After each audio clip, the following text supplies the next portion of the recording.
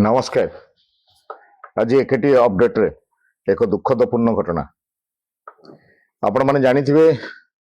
बर्तमान टाटा पक्षर समस्त घरे स्मार्ट मीटर लगाउची, किंतु बलांगीर सर्कल सोनपुर डिविजन अधीन थिबा उलुंडा सेक्शन रे हमर जने लाइनमैन भाई दीपक कुमार पांड्या एवं तांको संगे हेल्पर शंकर नायक मिसी सिंगल फेज रो मीटर चेंज करिया पे सकाळु जाइथिले। कि सबुठारु दुखद घटना होची सातोटी घरे से माने सातोटी मीटर ठीक भाबरे लगे दैचंदी।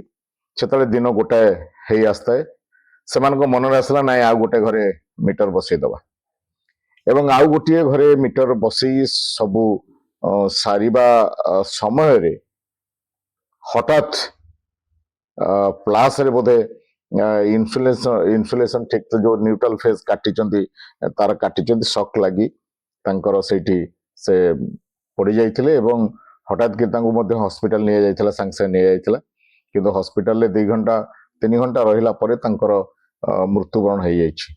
आज गोटे पवित्र महाशिवरात्रि रे समस्त घरे गोटे अलगा माहौल थिला बेले तांको परिवार रे जो शोकाकुल देखा दैछि सेतिपई से मध्य एमएमजी रे बीए हिसाब रे कार्य करुथले एवं से एमएस रेडिएंट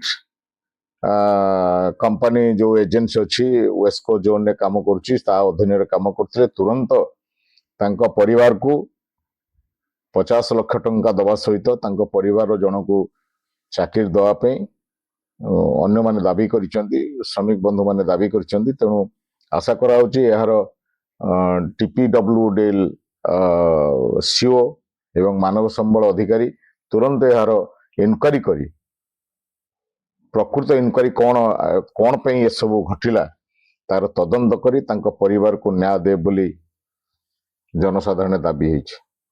नमस्कार। आज ये रखुचु एकेटी अपडेट।